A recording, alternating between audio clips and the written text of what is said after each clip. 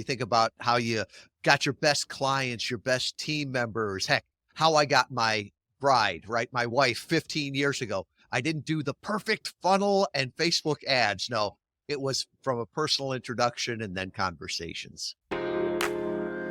Hello, everybody. Welcome to Behind Their Success podcast. Today we have on Tom Schwab. Tom is the godfather of podcast interview marketing. With over a decade of experience helping brands from Fortune 500s to top consultants, Tom knows how to turn conversations into conversions. He believes you are not one funnel away, but one conversation away from growing your business. Tom, welcome on Behind Their Success. Peyton, thank you so much for having me. And it's when you say the godfather of podcast interview marketing, I just have to smile. I think that means I've got a lot of gray hair and a lot of mistakes that I have made and teach to other people. We talk about funnels and everything like that, but more than anything today, I think we're all one conversation away, right? You think about how you got your best clients, your best team members. Heck, how I got my bride, right? My wife 15 years ago. I didn't do the perfect funnel and Facebook ads. No, it was from a personal introduction and then conversations. Yeah, I love that. So Tom, tell us a little bit about your business and how all that works. A lot of it came from inbound marketing. So my last company was HubSpot's first e-commerce case study. I'm an engineer by degree, so I'm always looking for systems and processes. So as I built that last company up, people would say, well, how'd you do it? I'd say guest blogs, but they don't work anymore. So this was probably about 2013, 2014. And I started to think, I bet you could use podcast interviews the same way, right? Get into that audience, get the know and trust. And so we started to test it. It worked really well. I did a cheesy little PDF in a course that I never took out of beta because people said, I just want you to do it. So we started Interview Valet in 2015. Hard to believe it's been 10 years. Yeah. And that first few years, I'd give my elevator pitch and people would stop at the end and say, what's a podcast? Right. And it's really started to take off about 2019 with podcasting. And now it's not so much about the medium, it's about the message, right? This idea that most businesses know that if they get introduced by the right person, if they get to talk with the right people, that they can convert business, right? That used to be done at the country club, at the Rotary Club, flying from place to place. Now you can do it on targeted podcast interviews. Yeah, that's great. Yeah. And that's obviously what you're talking about there is the idea of what got me into doing my podcast. I didn't really necessarily have a whole lot of plans for it other than some people I knew and respect that were already doing it and doing it at a high level. And I'm like, well, they're doing it. Maybe I should too. I mean, it's not much more went into it than that. I mean, it is great marketing. It is great for positioning me as an authority. And it's a lot of things that other entrepreneurs definitely could take advantage of. Yeah, one of the things I always ask clients when they come to us, it's like, why do you want to do podcast interviews? And because just doing the interview, that's an ego thing. People want the results from it. And I'll never forget one client came to us and he's like, because I invest like Warren Buffett, and I think I should market like Warren Buffett. And I'm like, what does that mean? And he's like, well, Warren Buffett said he would never invest in anything that he didn't understand. And it's the same way in marketing. He said, for decades, I've been chasing this elusive SEO algorithm, and I've got to do this, I've got to do that. He's like, I never understood it. I just kept throwing money at it, and it didn't work. And I want to do things that I understand, right? I know that when I talk to clients that are prospects, they become clients. So he's like, I understand podcast interview marketing. That's why I want to invest in it. Yeah. And for a person like me that's in the tax, wealth, professional services space, it's a perfect format, right? When people I'm the same way. I feel if I can get in front of a prospect, talk to them, I can build trust and rapport. And a lot of times we end up working together. And the podcast platform, right, just allows me to do that at scale, right? And build an audience. And every week they show up and it's that constant top of mind, right? Kind of marketing. It's also the trust over attention, right? Because as a high level CPA, right, it's not like you can just compare everybody, right? It's not like buying a computer where it's, okay, what are the products? What are the specifications? No, it's a trust thing. It's like, I trust them. I believe in them. We have common values. Those are the things that bring people in. Products are sold, but services are bought. And if somebody will just hire a CPA because they saw a Facebook ad or their picture on a bus as it went by, right? They're probably going to hire the next one with the next bus that goes by. And it's the idea that we don't want just more leads. We're optimizing for profits. And that comes from giving value to the right people. Yeah, it's where you have the ability to really target through like podcasting and build that relationship, not transactional relationships. And like in my space, that's huge. I can get a lot of transactional clients if I want to, but that's not necessarily what you want business on. And it's not really that fun of work, or for me, it's not, and not that satisfying. I'd rather have that long-term relationship. Yeah. There's a difference between chasing a transaction and building a business, right? Sure. And businesses are built on long-term client value. And every time I get an email that says, we can help you get 200 leads this month. And it's like, I don't want 200 leads, right? I want 5 good ones. Well, it's this idea that I don't want this big sales funnel. Give me a sales cylinder. If I need 3 clients this quarter, give me 4 great people that I can talk to and I'll close 3 out of 4. I don't want to have to hire 7 sales development reps to deal with all of these leads that it wastes their time and my time. Yeah. Can you give us just kind of high overview of just your journey and what you've been through? I was an engineer by degree, graduated from the U.S. Naval Academy, ran nuclear power plants, right? I learned systems and processes and operations. And then I went and worked in the corporate world, sold, had my own distributorship. And I sort of learned marketing more by doing than anything. So later in life, I went back and I got my MBA in marketing, right? It was one of those things where I wanted to do it, but I honestly learned more from my grandfather about marketing than the MBA. And he could have told me that marketing was about having a conversation with people that could be your ideal clients. And so I forgot that and got too excited with the tools, the shiny objects, the metrics, the analytics. So over the gray hair that I have, there's a lot of mistakes that I made, and I try to publicly share them. Because in the Navy, we used to joke that you shouldn't learn from your own mistakes. That's painful. Learn from somebody else's.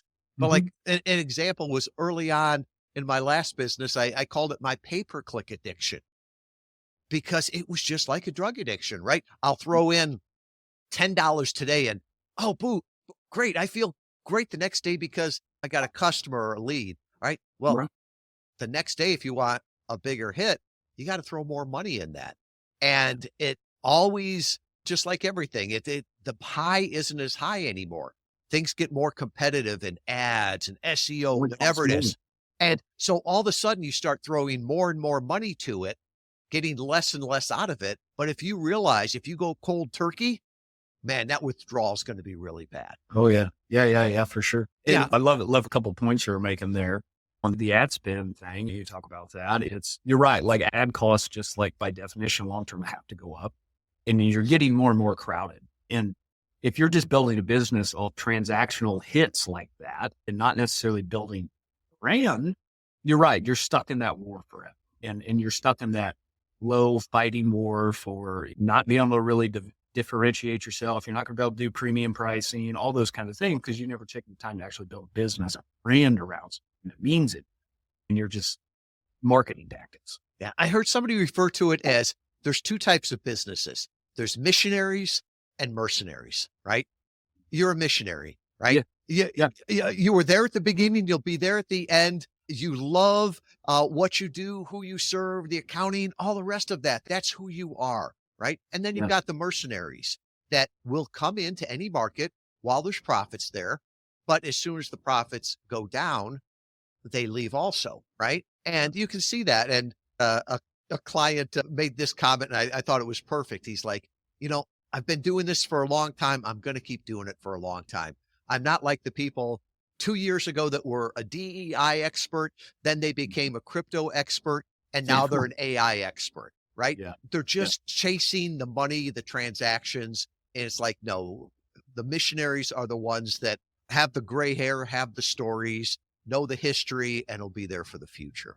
Yeah. And I love the analogy there. And you talk about the missionary, and the missionaries are the ones that have been through all the ups and downs of the markets for all the years. What I thought of was like real estate agents. You see that all the time, right? Like the market gets great and, your aunt becomes a realtor and everybody else becomes a realtor. And then just like in 2021, everybody becomes a realtor. The market goes bad and all the realtors that joined in the last 2 years all burn out of the market. And you're just left with those same people that have been through those real estate markets over and over that survive those. And they're the ones with the experience and the value and the ability to actually bring a lot of value to clients.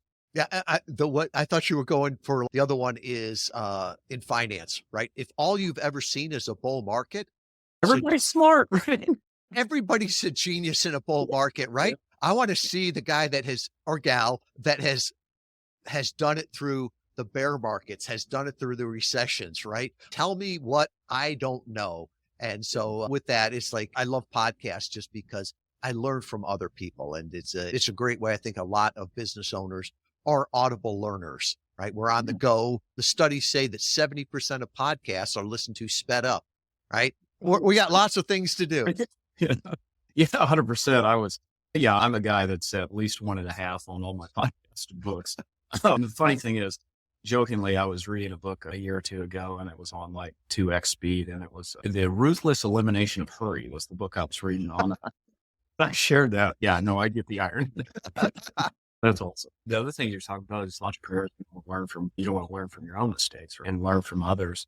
Yeah, the quote is like a fool never learns. A smart person learns from their own mistakes, and a wise person actually learns from other people's mistakes, right? And that's the ability to actually be humble enough, look around, ask questions, and make sure you're not running into the same walls as others.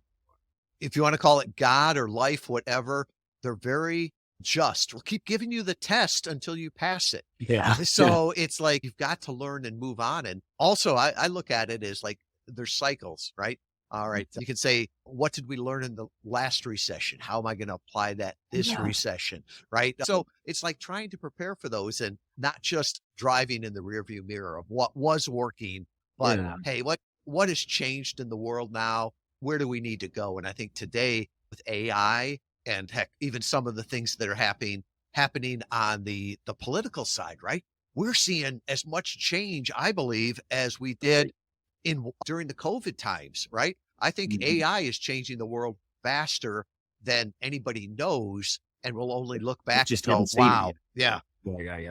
Yeah. And I really started getting into the AI space, but like learning about it, playing with it, say about 2 years ago. And the first time somebody sees GPT as like their first time, they're like, oh my God, I didn't realize it does this. To me, it always amazes me how long it does take like business and humanity to like start implementing that stuff in their daily lives. Like still today, very few people actually interact with AI. But now at this point, it's getting to, it's on all your Apple iPhones. It's on very soon, everybody's going to be interacting with it constantly. Yeah, the data shows that 10% of searches today are done on AI with ChatGPT, right? I'm 100%. All my searches, I don't Google anything. And Google is losing that, right? And still there's people talking about, well, SEO, right? We've got to do more on SEO. Well, guaranteed, right? If you're number one on search engine, that means you're at the bottom of the page because even Google is showing AI and paid ads down there. And I think it's almost like the yellow pages of trying to optimize for SEO. It's like that was yesterday, not tomorrow. And so a lot of our clients are talking about LMO, a large language machine optimization. What can you do to make ChatGPT your best referral source? Yeah. And the amazing enough, a lot of it is creating content like this. And I realized here a couple of months ago when I started asking Perplexity, typically the AI tool I use, and asking it about me.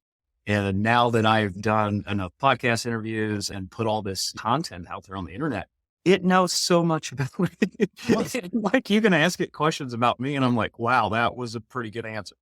It's so interesting. And we always hypothesized on it. We work with the company Agent AI, and they're doing a lot with this.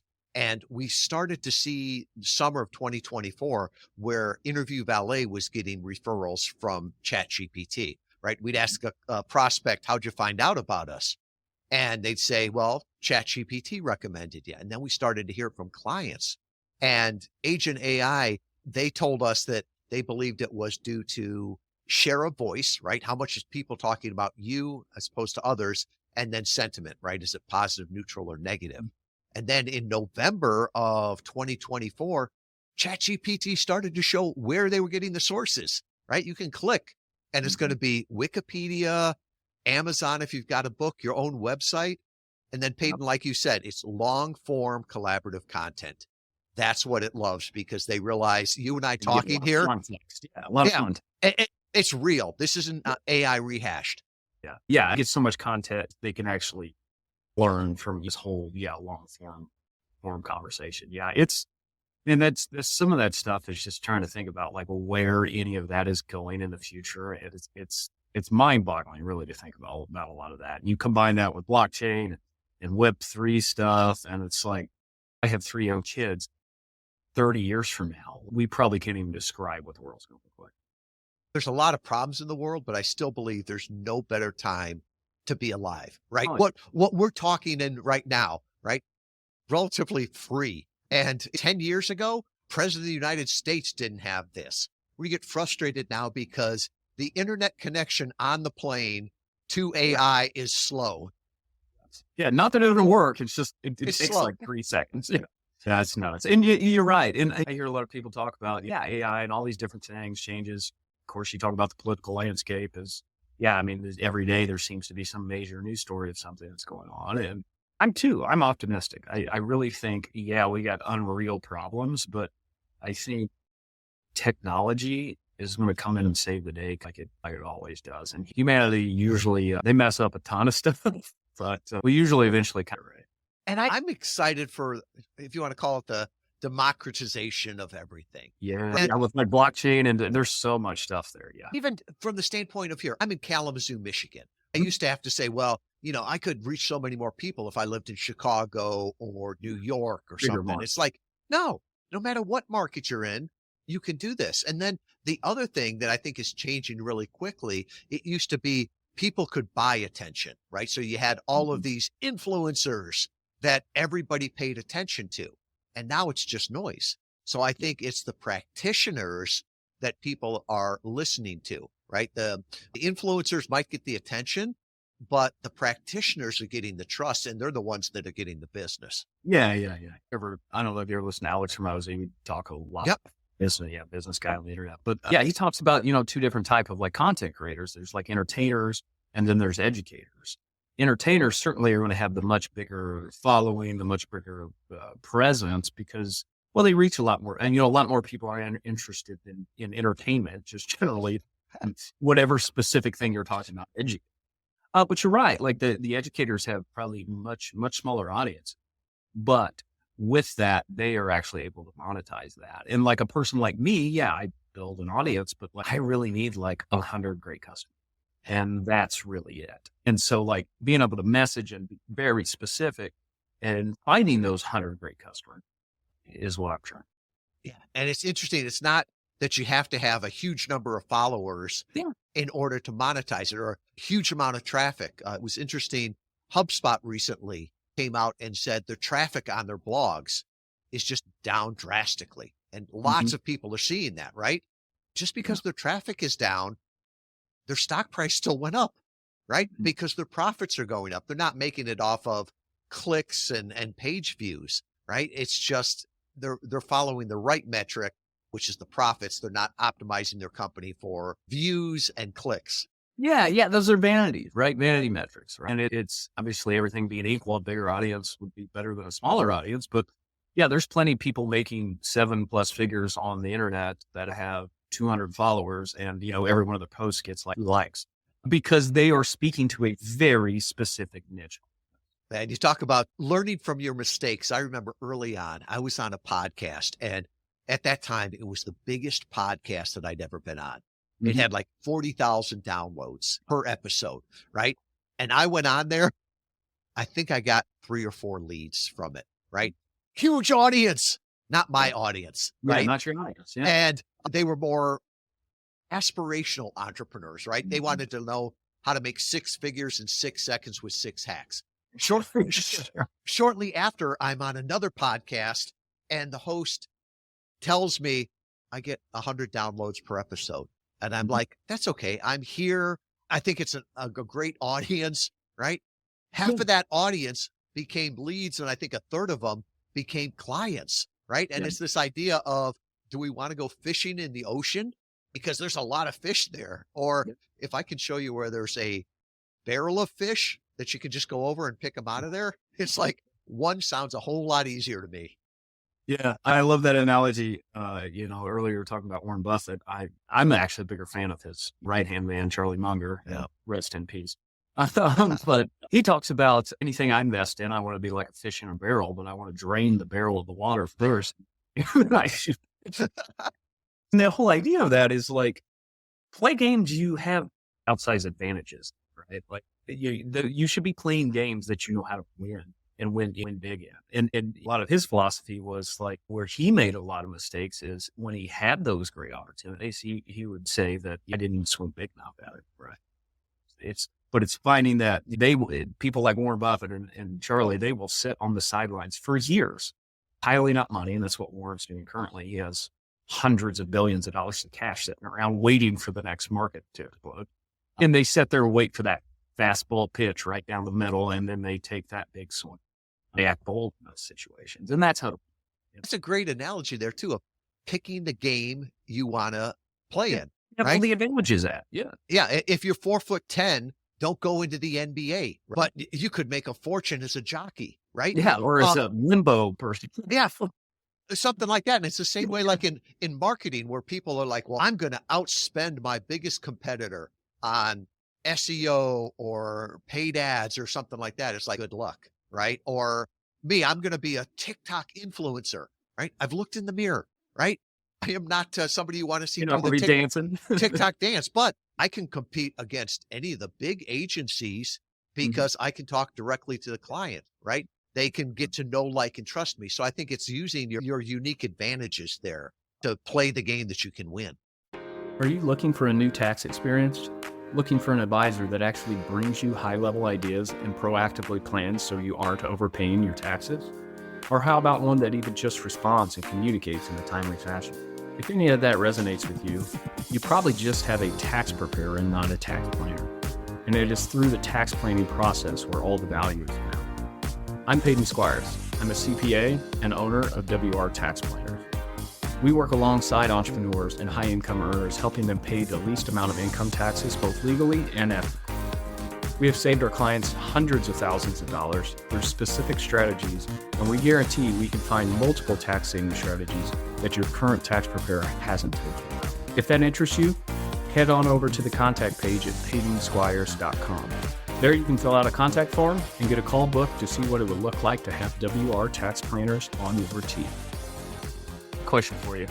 So, kind of looking back over your career, the definition of success, like how would you say that your definition of success has maybe evolved through your career?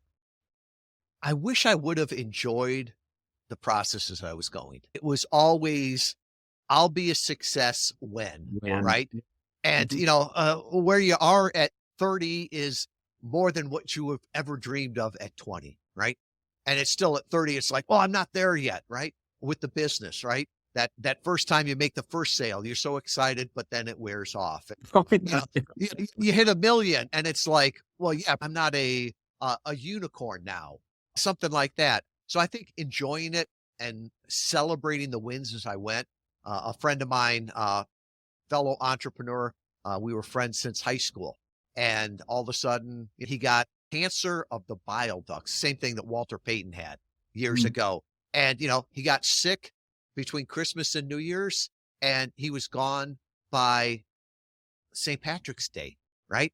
We never know when the end line is, right? So don't wait to the end line to finish. And that's one of the things that I've been trying to do the closer I get to the end line.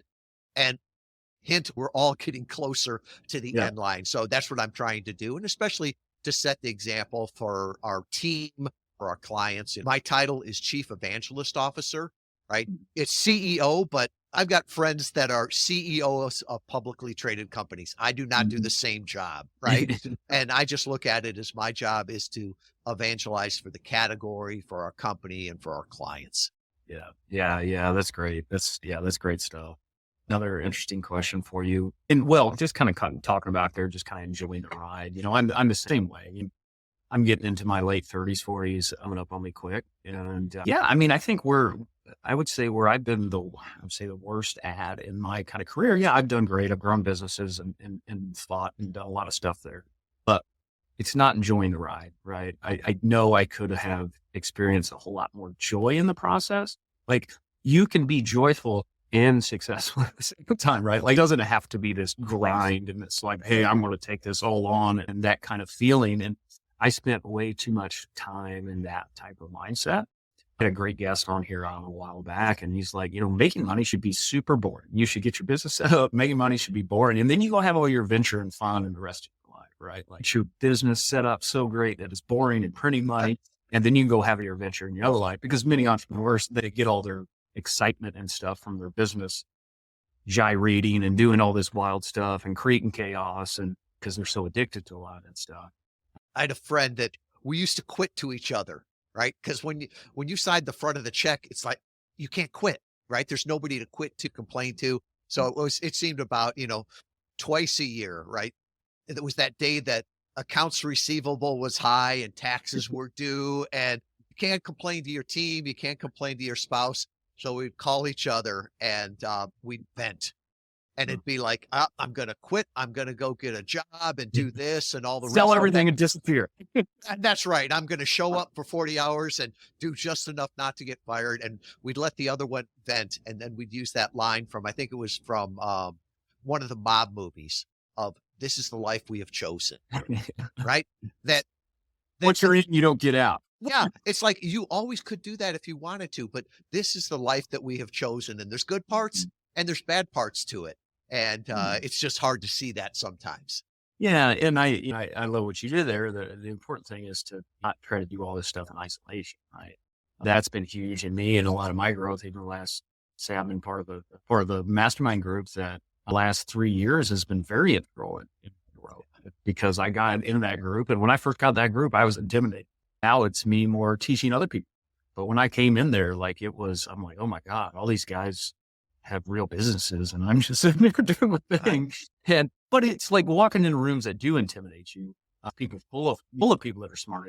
Probably the best room for you to be in. I love masterminds. I love peer groups. I'm in a couple, like Entrepreneurs Organization is a great one. And they always say you're supposed to surround yourself with great people. And too many people are like, oh yeah, I've got to have a mentor and somebody that's ahead of me. It's like, you need people that are at the same place as you, peers that are shoulder to shoulder. And it's important to have people that are behind you, right? Mentor some people that are in the EO accelerator, right? They're trying to get to 1 million. I learn more from them than they learned from me, right? Because the questions they ask force me to think, oh yeah, I need to be doing that better too. You think about the worst punishment that you can give somebody is solitary confinement, right? In most countries, that's cruel and unusual punishment. You can't do it. Yeah. And what do we do as business owners and entrepreneurs and even, self-employed? What do? We put our heads down and we'll just work so hard at this. We put ourselves in that isolation when there's people around that would help you that already know the answer. Yeah. But you've got to ask. Yeah, there's probably someone that's in one phone call that can help you skip 5 steps and you're just setting your head down, I'm going to figure all this stuff out. And we went through all that. We went through all those phases. So yeah, 100%. I even say the best copywriters are your clients, right? Because I can remember early on, a client said, Sinatra only sang. And I said, what does that mean? And he's like, well, Sinatra was a hardworking guy. He was a smart guy, but he realized that he only made money when he was performing. So he said, I want to just be the performer. You take care of everything. Another guy said, I love working with Interview Valet because you let me be the guest and you take care of the rest. I'm like, oh, that's good copy. I'm taking that for a tagline, right? Yeah. And that's great. As entrepreneurs, 80% of the stuff you're doing is really has or has almost no impact on your business, right? And revenue and just general 80% of your tasks. And And it's just constantly focusing on that 20. And then when you get moved to that 20, there's 80% more there that you can start. It's just constant. I think society and maybe marketing, whatever we talk about it, is not telling you that. It's this hustle culture, it's the grind culture. I can remember somebody came to me as a prospect and they said, I want to do 100 podcast interviews this month. And I'm like, why? Oh, because it'll be massive exposure, right? Well, so is streaking, but it doesn't mean it's going to help your business, right? Let's find the 4 podcasts that are going to make a difference, right? And do better podcasts, do more with your podcasts, right? This idea of just hustle, hustle, hustle. It's the people that are selling what you're buying that are telling you to buy more. I think it's really a focus and an extreme focus this year is quality over quantity. Because I'm 100% a guy that will work all day long. It's like for my benefit and whatnot, right? Like, not afraid of hard work. That doesn't mean that hard work is great, but it needs to be combined with the right activities, right? And it's always trying to parse out what activities you should be in. And like perfect, you guys are a perfect example of that. You guys have a service that allows, like myself, to just walk in almost like a surgeon, right? A surgeon walks in with their hands clean and they just put gloves on them and then they start doing the stuff. They're not doing anything else to prep, right? Because their money-making skill is that surgery. And that is really what 99% of their time should be. You were talking about that 80-20, and I learned so much from our clients. So we work with a lot of professional service clients. And I remember Steve Acho from Detroit. He runs a very high-level executive search firm. And he was the one that taught me more is not better, better is better. And I was like, well, on coffee cup. Yeah, I'll send you a coffee cup. This is attributed to Steve. Better is better. And he's like, if I gave you the 7 billion resumes that are on monster.com right now, does that help you? I'm like, no, that overwhelms me. He's like, if I could bring you the 3 people that would change your business and introduce those to you, would that change the world? I'm like, yes.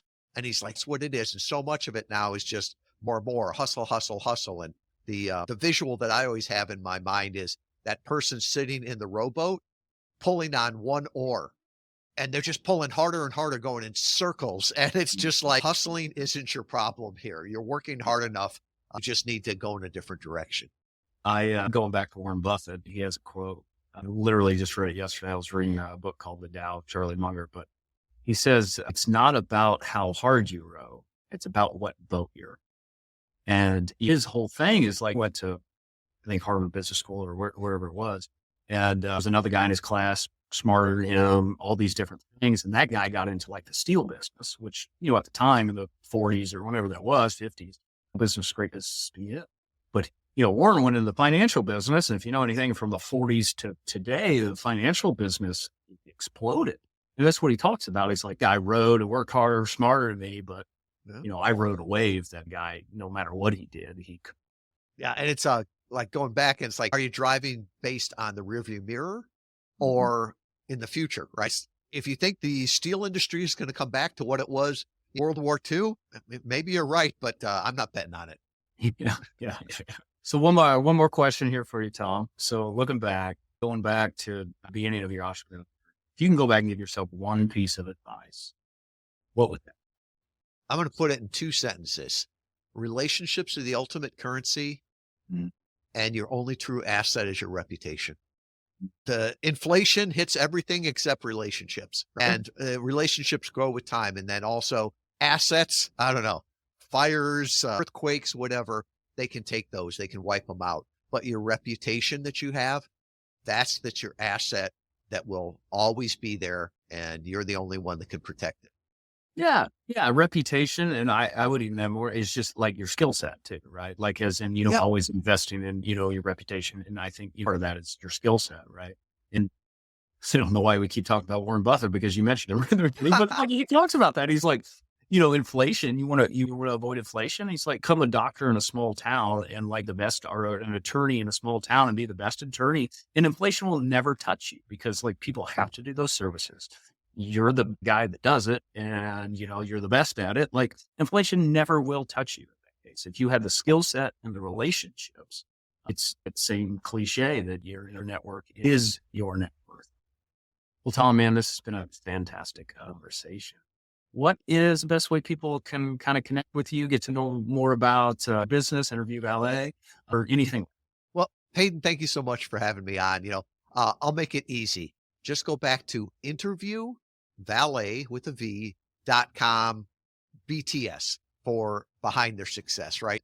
I'll put all my information there, my social media. It's an assessment we have, questions. Will podcast interview marketing work for you? I read a book.